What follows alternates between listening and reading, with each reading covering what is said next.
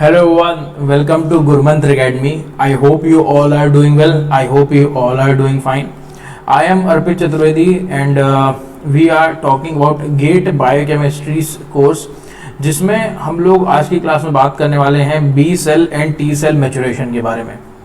तो B cell और T cell maturation अपने आप में इतना ज़्यादा इम्पोर्टेंट टॉपिक है क्योंकि ये सिर्फ एक अकेला ऐसा टॉपिक नहीं है, या हम ये कह लें कि ये सिर्फ ऐसा टॉपिक नहीं है जो हमको एक प्रिसाइज्ड फॉर्म में या सिर्फ एक जगह एक प्रोसेस के थ्रू होता हुआ दिख रहा हो। इसके साथ बहुत सारी कहानी जुड़ी है, बहुत सारी प्रोसेसेस जुड़ी हैं और एक साथ ये मिलके हमारे इम्यून सिस्टम का बेस जो है वो बनाते हैं। तो हम सबसे पहले पूरी कहानी को समझने की कोशिश करेंगे ताकि आप लोगों को ये पता चले कि आखिर बी सेल और टी सेल मैच्योरेशन में क्या क्या होता है और ये बी सेल और टी सेल मैच्योरेशन है क्या।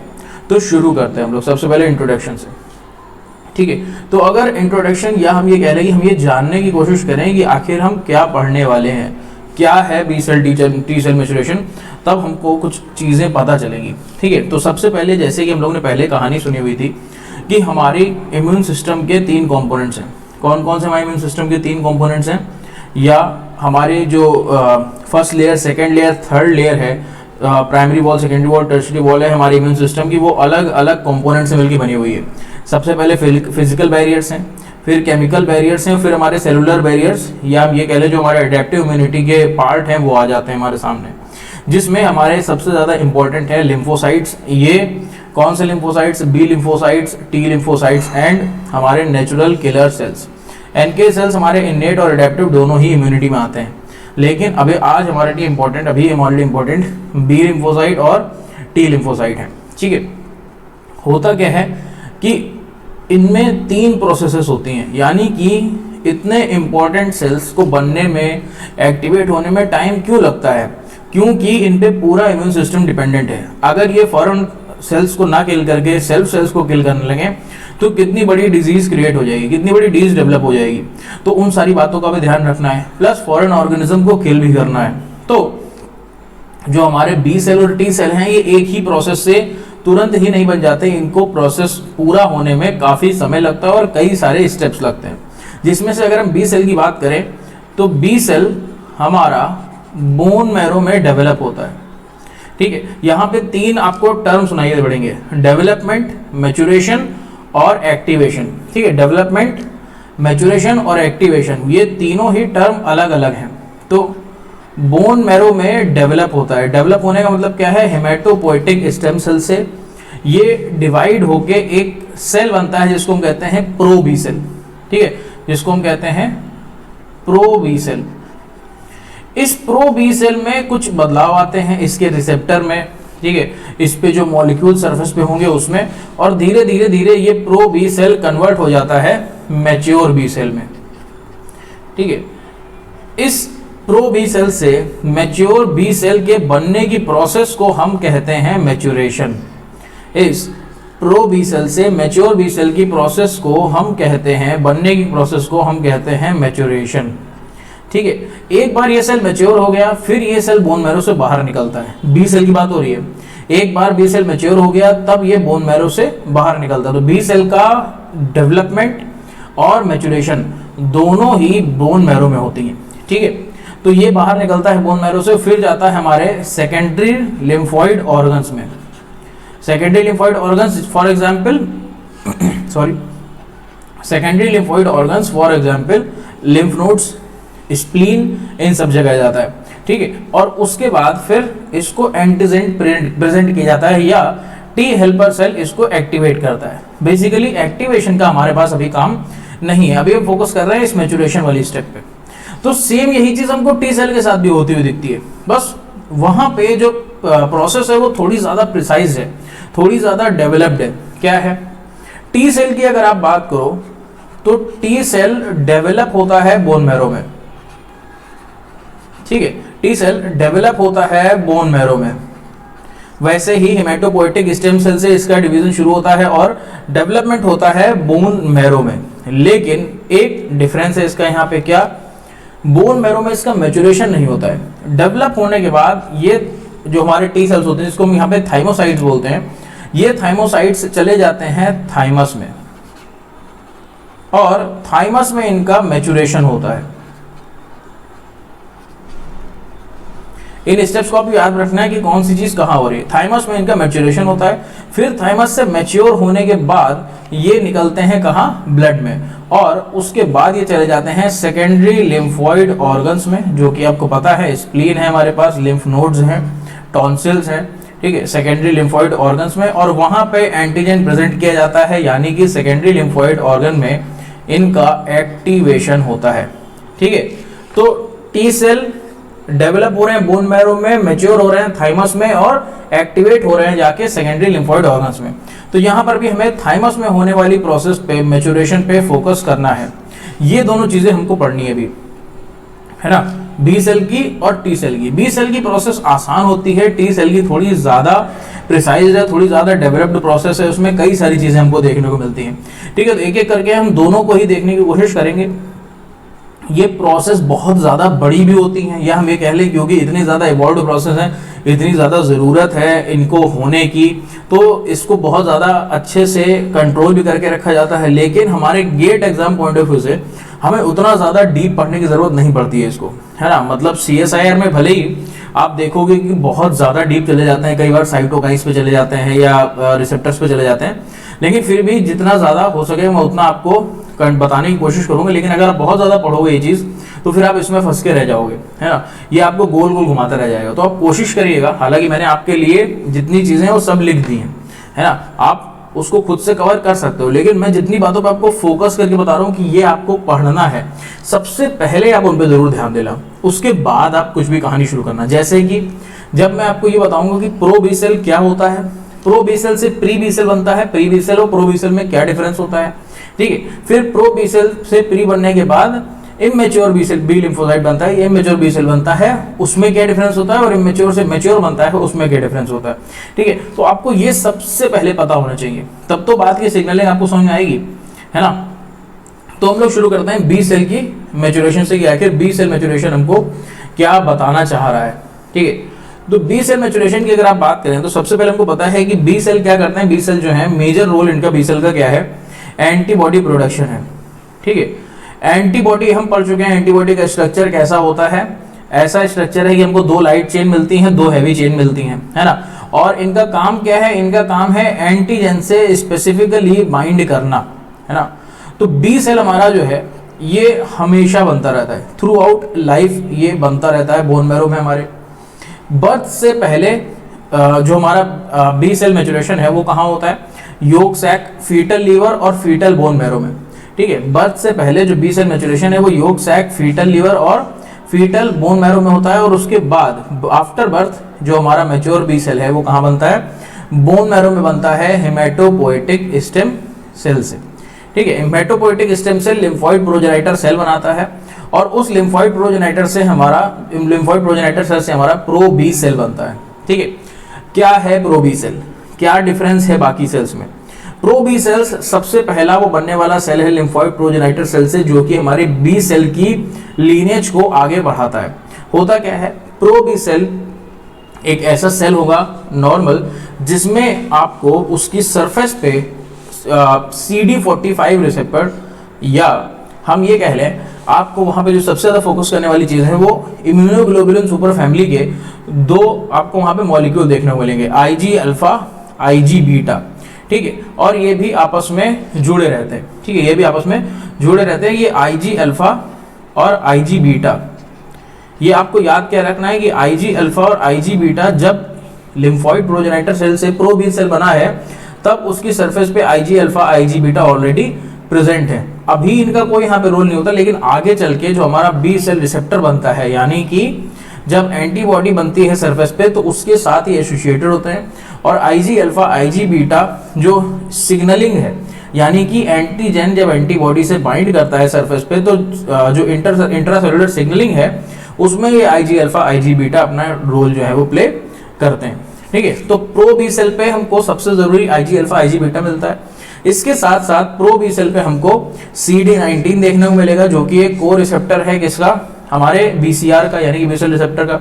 CD43 देखने को मिलेगा, CD24 देखने को मिलेगा हीट स्टेबल, और C किट हमको देखने को मिलेगी प्रो बी सेल के ऊपर। ठीक है, या प्रो बी सेल की सरफेस पे। बेसिकली ये CD क्या होता है, ये जो CD यहाँ पे लिखा हुआ है, ये जो हमारी प्लाज्मा मेम्ब्रेन में एम्बेडेड प्रोटीन या इंटीग्रल प्रोटीन्स होती हैं उनको डिफाइन करने का एक क्राइटेरिया है, ठीक है, उनको क्लासिफाई करने का एक क्राइटेरिया है। इस CD को हम कहते हैं क्लस्टर ऑफ डिफरेंशिएशन, है ना। तो ये क्लस्टर ऑफ डिफरेंशिएशन अलग अलग नंबर्स दिए गए हैं, सबको अलग अलग सबको आइडेंटिफाई करने का एक या क्लासिफाई करने का एक क्राइटेरिया बनाया गया है।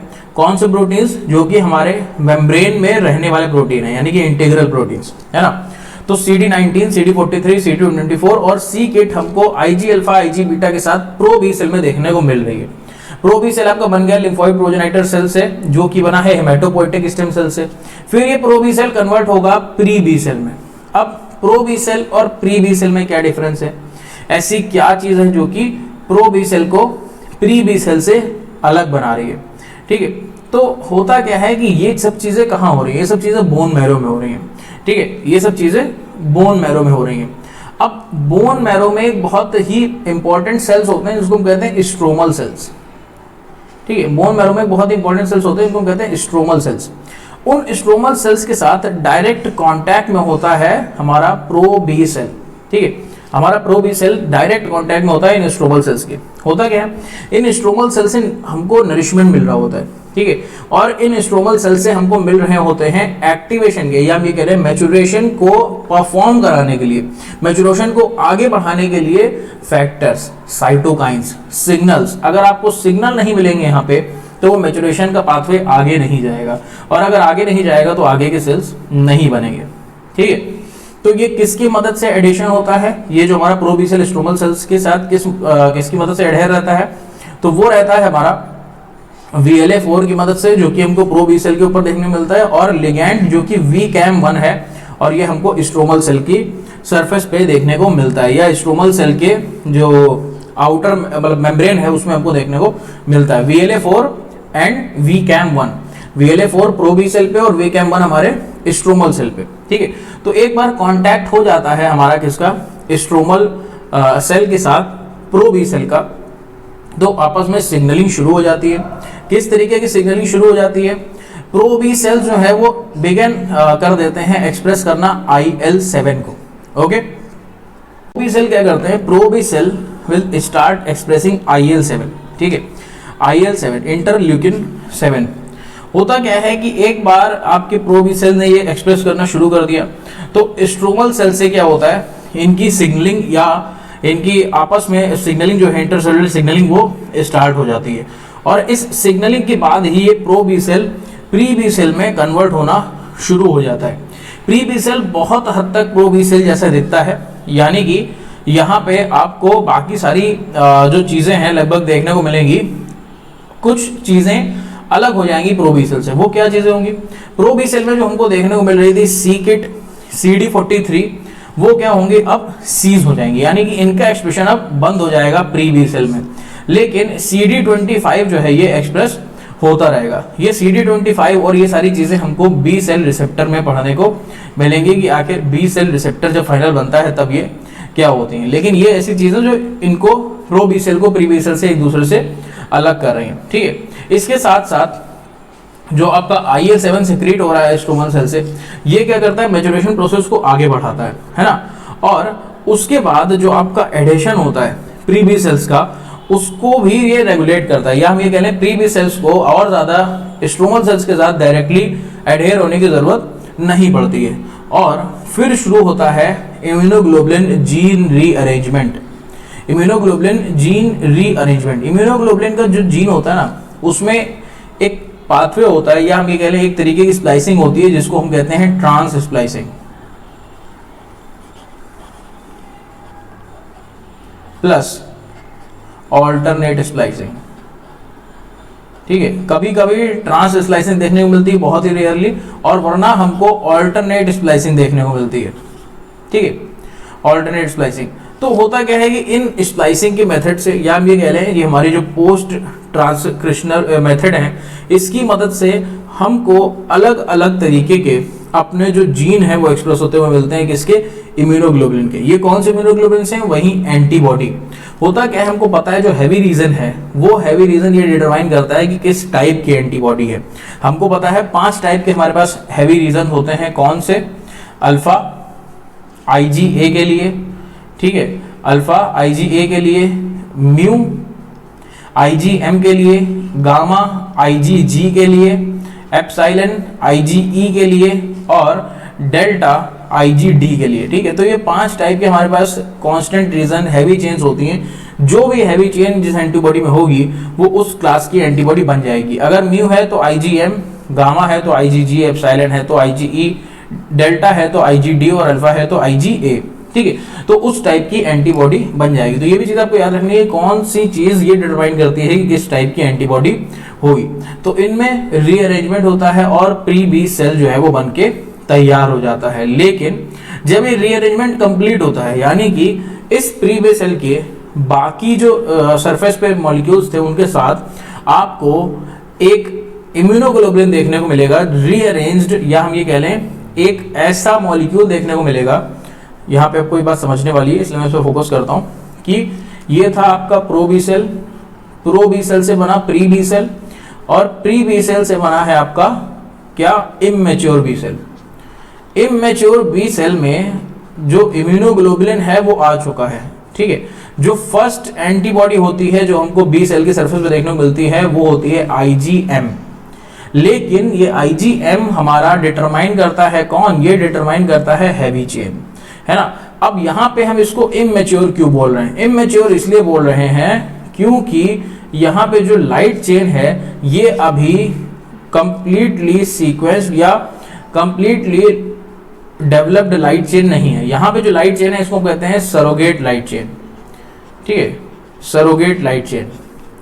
ये लाइट चेन हमको देखने में लगती तो है लाइट चेन जैसी नॉर्मल होती है वैसे, लेकिन ये फंक्शनल नहीं होती है, अभी ये नॉन फंक्शनल होती है।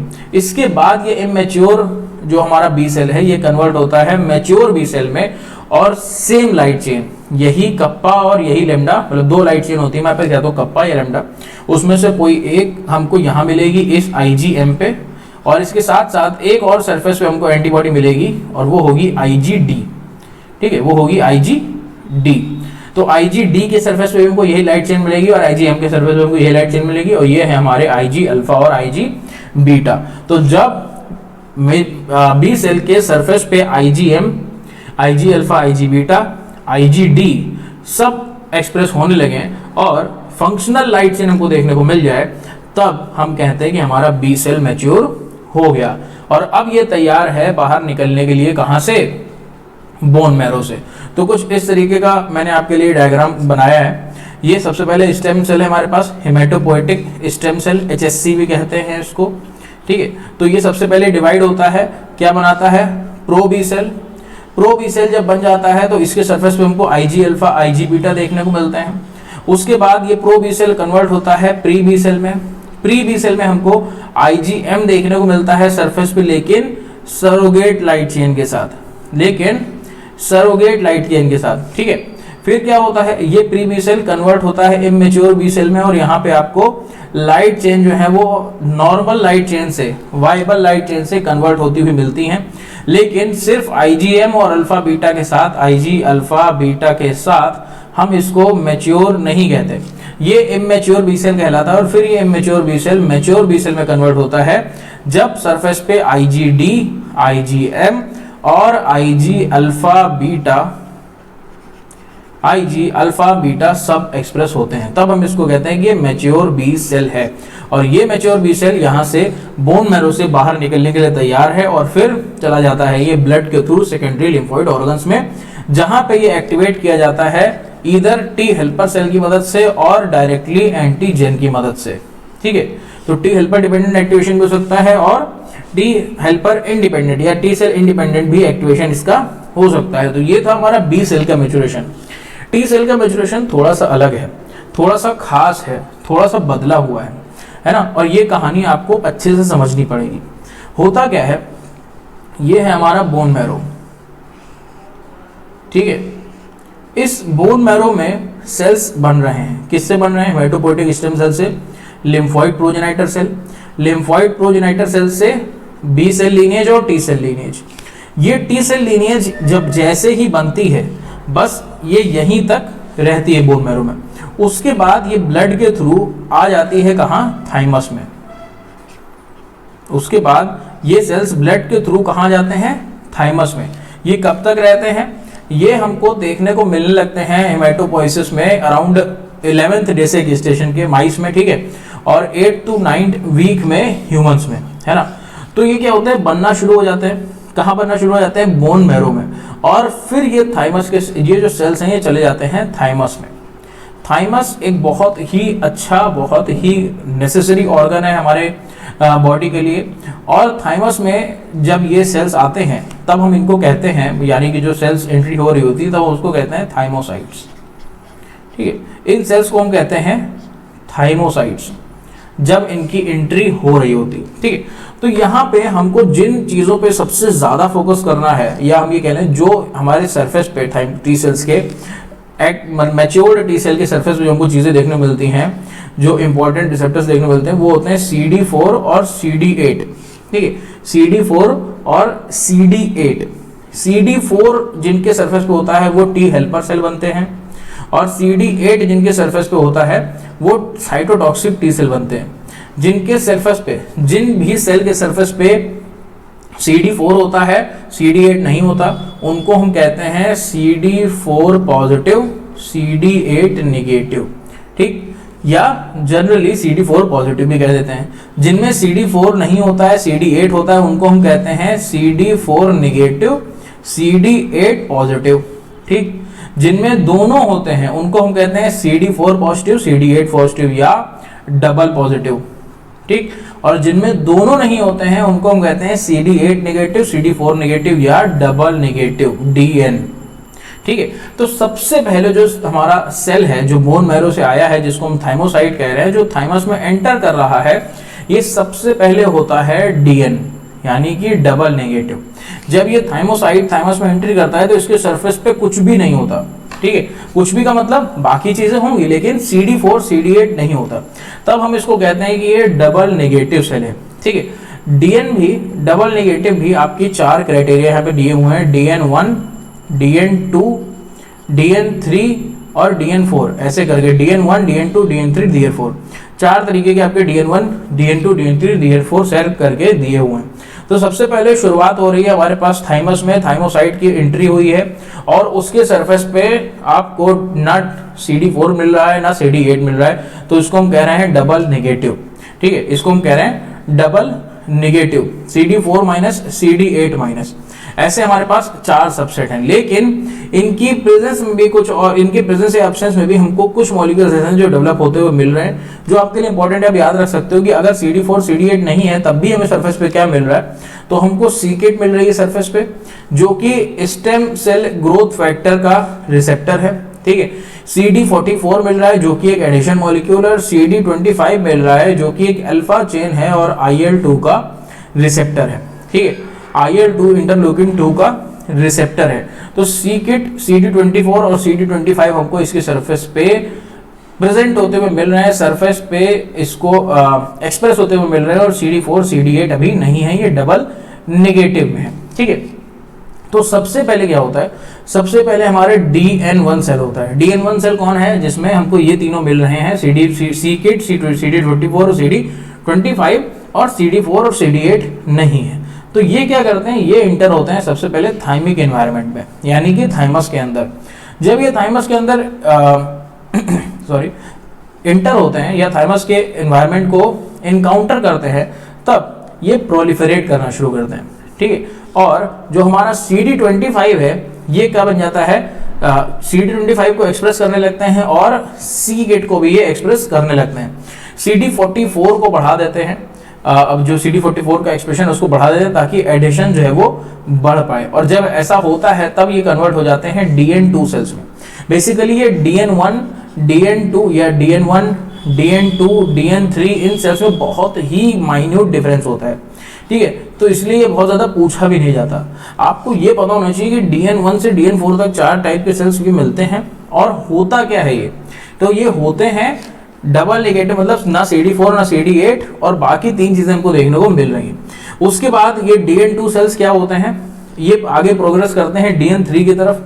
जब ये DN3 की तरफ करते हैं तो C-KIT और CD44 दोनों का ये एक्सप्रेशन बंद हो जाता है।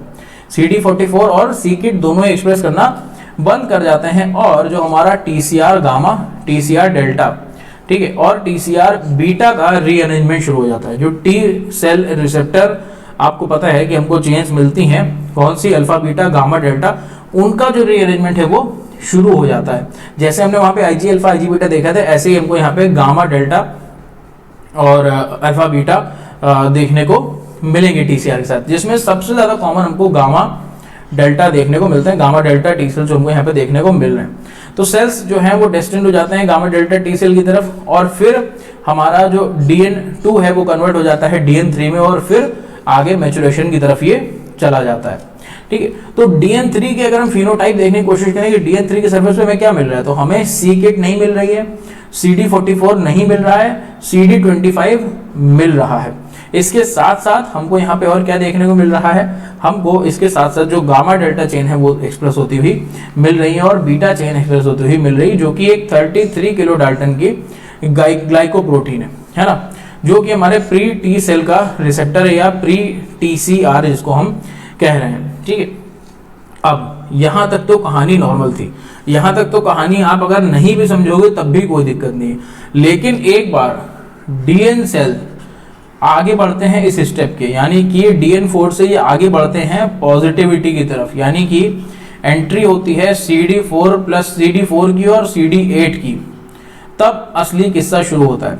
ठीक है, और यहाँ पे सबसे पहले ये जो हमारा DN4 है ये कन्वर्ट होता है DP स्टेट में, यानी कि डबल पॉजिटिव स्टेट में। और डबल पॉजिटिव स्टेट का मतलब होता है CD4 प्लस CD8 प्लस, दोनों के दोनों सरफेस पे आ चुके हैं। जब ये डबल पॉजिटिव स्टेज में कन्वर्ट होता है तब हमारा क्या होता है, जो CD25 है उसका लेवल भी कम कर दिया जाता है, और दोनों ही CD4 और CD8 अपने को रिसेप्टर के साथ एक्सप्रेस होते हैं सरफेस पे, और फिर इस डबल पॉजिटिव स्टेज का बहुत तेजी से प्रोलिफरेशन होता है। अब यहाँ से चीज़ें ज़रूरी है, अब देखिए आपको समझना क्या है। यहाँ पे डबल पॉजिटिव CD4 CD8 बना हुआ है। अब इन सेल्स का काम क्या है, इन सेल्स को यहाँ से बाहर जाना है, किसको, CD4 बन जाएगा टी हेल्पर सेल, CD8 बन जाएगा साइटोटॉक्सिक टी सेल।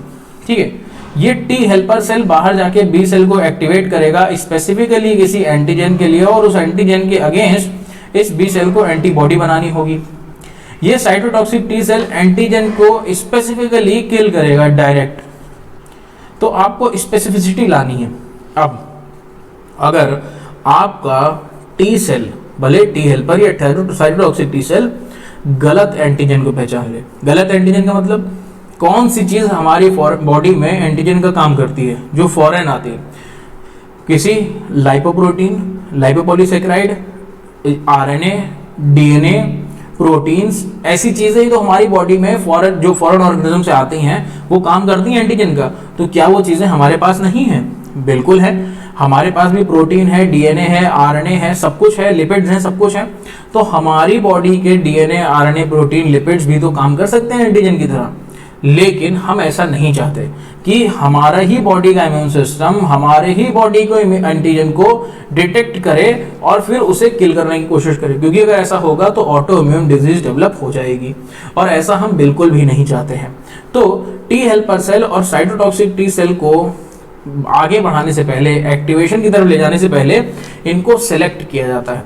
यानी कि जो टी सेल बन के आए हैं, कहाँ से, बोन मैरो से, और फिर आए हैं जो हमारे थाइमस में थाइमोसाइट बन के, इसको हम कैसे सेलेक्ट करें कि कौन से ऐसे सेल्स हैं जिनको अगर हम एक्टिवेशन होने के लिए छोड़ दें तो ये हमारे बॉडी के एंटीजन को पहचान के उसे किल नहीं करेंगे, उस सेल को किल नहीं करेंगे। तो यहाँ पे दो तरीके के सिलेक्शन होते हैं। ठीक है, यहाँ पे दो तरीके के सिलेक्शन होते हैं, एक होता है पॉजिटिव सिलेक्शन और एक होता है नेगेटिव सिलेक्शन। ठीक है, एक होता है पॉजिटिव सिलेक्शन, एक होता है नेगेटिव सिलेक्शन। पहले पॉजिटिव सिलेक्शन होता है और फिर नेगेटिव सिलेक्शन होता है। ठीक है, पहले पॉजिटिव सिलेक्शन होता है और फिर नेगेटिव सिलेक्शन होता है। अब ये दो सिलेक्शन क्या है, होता क्या है कि आप बैठे हुए हो और आपके पास एक बंदूक है, गन है। ठीक है, अब आपको ये नहीं पता है कि गोली किसको मारनी है, सामने से 10 लोग आ रहे हैं, तो आपने अपने एक भरोसे वाले आदमी को या अपनी एक टीम के आदमी को बता के रखा हुआ है, जिसने एक हरे कलर की ड्रेस पहनी हुई है, कि तुम मुझे बता देना, मैं जिसको तुम बताओगे उसको गोली मार दूंगा। ठीक है, क्योंकि वो सबको जानता है, आप नहीं जानते। तो वो क्या करेगा, वो देखेगा बाहर वाले लोगों को, ठीक है, और आपके पास आएगा और बताएगा कि सर वो जो सामने आ रहा है ना, जिसने पिंक कलर की शर्ट पहनी हुई है, वो हमारी टीम का नहीं है, आप उसे गोली मार दो। ठीक है, तो आप गोली मार दोगे, अच्छी बात है।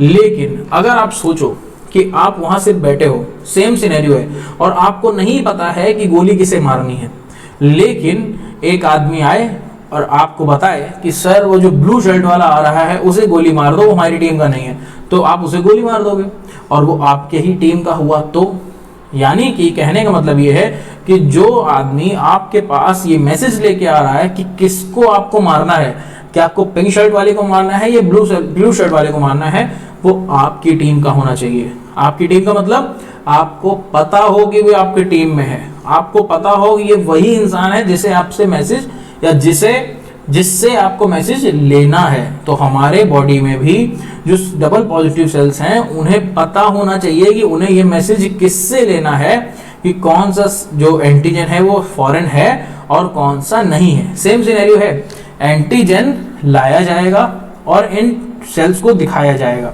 टी हेल्पर सेल को एंटीजन प्रेजेंट किया जाता है, साइटोटॉक्सिक टी सेल को भी प्रेजेंट किया जाता है। ठीक है, या टी हेल्पर को प्रेजेंट किया जाता है, जो कि बाद में कन्वर्ट हो जाता है टीसी में एक्टिवेट होकर, लेकिन दिखाया तो जाता है। ठीक, अब जो एंटीजन ला रहा है दिखाने के लिए, वो हमारी टीम का है या नहीं, ये कैसे पहचानोगे? तो वो ये ऐसे पहचानेगा क्योंकि उसको हम पहले से बता के रखेंगे कि ये जो तुम देख रहे हो, ये हमारी बॉडी के हैं। क्या? हमारी बॉडी के मैसेंजर, जो ये बताएंगे तुमको लाके, ये दिखाएंगे तुमको लाके कि ये जो एंटीजन आया है ये फॉरेन है, हमारी बॉडी का नहीं है। तो ये होता है पॉजिटिव सिलेक्शन और निगेटिव सिलेक्शन। अब इन दोनों में होता क्या है, अगर हम बात करें पॉजिटिव सिलेक्शन की, ठीक है, तो पॉजिटिव सिलेक्शन हमारा कॉर्टिकल रीजन में होता है, बाहर के रीजन में, थाइमस के। ठीक है, होता क्या है, इसमें ऐसे करके हमारे जो डबल पॉजिटिव सेल्स हैं वो प्रेजेंट रहते हैं, और इनको हमारी बॉडी के जो MHC वो होते हैं, मॉलिक्यूल्स होते हैं, मेजर हिस्टोकम्पैटिबिलिटी कॉम्प्लेक्स मॉलिक्यूल, या मेजर हिस्टोकम्पैटिबिलिटी कॉम्प्लेक्स मॉलिक्यूल्स जो हैं, जो कि हमारे कॉर्टिकल सेल्स की एपिथेलियल सरफेस पे देखने को मिलते हैं, उनसे इनको क्या कराया जाता है, इंटरैक्ट होने का मौका दिया जाता है। किसको? डबल पॉजिटिव सेल्स को, जो हमारे डबल पॉजिटिव थाइमोसाइट्स हैं उनको। ऐसा क्यों किया जाता है? अगर आपने MHC को, सेल्फ MHC को पहचान लिया, तो आपको ये पता चल जाएगा कि जब ये वाले MHC के साथ हमारा जो एंटीजन है वो आए, हमें सिर्फ तभी रिएक्ट करना है, वरना नहीं करना। आपको पता है MHC मॉलिक्यूल्स हमारे पास दो तरीके के होते हैं, MHC1 और MHC2। ठीक है, जिसमें से CD4 पॉजिटिव टी सेल जो हैं वो MHC2 रिस्ट्रिक्टेड होते हैं, और CD8 पॉजिटिव टी सेल जो हैं वो MHC1 रिस्ट्रिक्टेड होते हैं। मतलब CD8 पॉजिटिव सेल्स MHC1 को पहचानेंगे, CD4 पॉजिटिव सेल्स MHC2 को पहचानेंगे। ये चीज आपको याद रखनी है, बहुत बार पूछी जाती है कि CD8 पॉजिटिव सेल्स जो है वो किससे रिस्ट्रिक्टेड है और CD4 पॉजिटिव किसके लिए रिस्ट्रिक्टेड है। ठीक है, तो CD4 MHC2, CD8 MHC1, है ना। तो MHC मतलब आपको वो पहचानवाया जाएगा कि यही वो मॉलिक्यूल्स हैं जो कि तुम्हारे पास एंटीजन लेके आएंगे। जब ये लेके आए तब इन्हें पहचान लेना और सिर्फ उसी एंटीजन के अगेंस्ट इम्यून रिस्पॉन्स शो करना। तो जो सेल्स अपने MHC को पहचान लेते हैं उनको आगे बढ़ा दिया जाता है। ठीक है, और जो नहीं पहचानते हैं MHC को अपने, या MHC के लिए एफिनिटी शो नहीं करते हैं, उनको वहीं किल कर दिया जाता है एपोप्टोसिस के थ्रू। तो ये होता है पॉजिटिव सिलेक्शन। उसके बाद आता है निगेटिव सिलेक्शन। निगेटिव सिलेक्शन में हमारी बॉडी के जो सेल्फ एंटीजेंस हैं, हमारी बॉडी के जो DNA है, प्रोटीन है, RNA है, लिपिड्स हैं, इन सबको प्रेजेंट किया जाता है इन सबको प्रेजेंट किया जाता है MHC की मदद से डबल पॉजिटिव सेल्स जो अब कन्वर्ट हो चुके हैं आपके सिंगल पॉजिटिव में, यानी कि CD4 पॉजिटिव में और CD8 पॉजिटिव में। ठीक है, जो अब कन्वर्ट हो चुके हैं CD4 पॉजिटिव में, CD8 पॉजिटिव में, इनको ठीक है क्या कहा जाता है CD4 पॉजिटिव वालों से और CD8 पॉजिटिव वालों से कि जाओ सारे एंटीजन तुम्हारे सामने हैं, इनमें से जो तुम एंटीजन पहचान लो उससे बाइंड हो जाओ। तो अगर ये किसी एंटीजन के अगेंस्ट अगर शो करेंगे एफिनिटी, तो इसका मतलब ये सेल्फ एंटीजन से बाइंड कर रहे हैं, और हम ऐसा बिल्कुल भी नहीं चाहते हैं। तो अगर ये सेल्फ एंटीजन से बाइंड कर जाते हैं तो इन्हें किल कर दिया जाता है। अगर नहीं करते हैं, एफिनिटी शो नहीं करते हैं, तो इन्हें आगे बढ़ा दिया जाता है, यानी कि अब ये मैच्योर हो चुके हैं, अब ये तैयार हैं एक्टिवेट होने के लिए, और इनको ब्लड में छोड़ दिया जाता है। तो बेसिकली सबसे पहले पॉजिटिव सिलेक्शन में ये पहचानवाया जाता है कि अब अपने MHC मॉलिक्यूल्स को पहचानो, और नेगेटिव सिलेक्शन में ये पहचान देखा जाता है कि कहीं ये हमारे ही एंटीजन को तो नहीं पहचान रहे हैं। अगर ये हमारे एंटीजन से बाइंड कर रहे हैं, एफिनिटी शो कर रहे हैं, इसका मतलब ये ऑटोइम्यून डिजीज पैदा कर सकते हैं और हम इन्हें वहीं किल कर देते हैं। अगर ये सेल्फ एंटीजेंस को नहीं रिकॉग्नाइज करते हैं, नहीं उनसे बाइंड करते हैं, तब हम इसको मैच्योर करके आगे बढ़ा देते हैं। ओके, तो कुछ इस तरीके का हमारा जो डायग्राम है वो बनता है। HSC हमारे पास हेमेटोपोएटिक स्टेम सेल जो कि बोन मैरो में हो रहा है, हेमेटोपोएटिक प्रिकर्सर बना। माइग्रेशन हुआ टी सेल प्रिकर्सर जिसको हम थाइमोसाइट कह रहे हैं, अंदर आ गया। DN1, DN2, DN3, DN4 बना।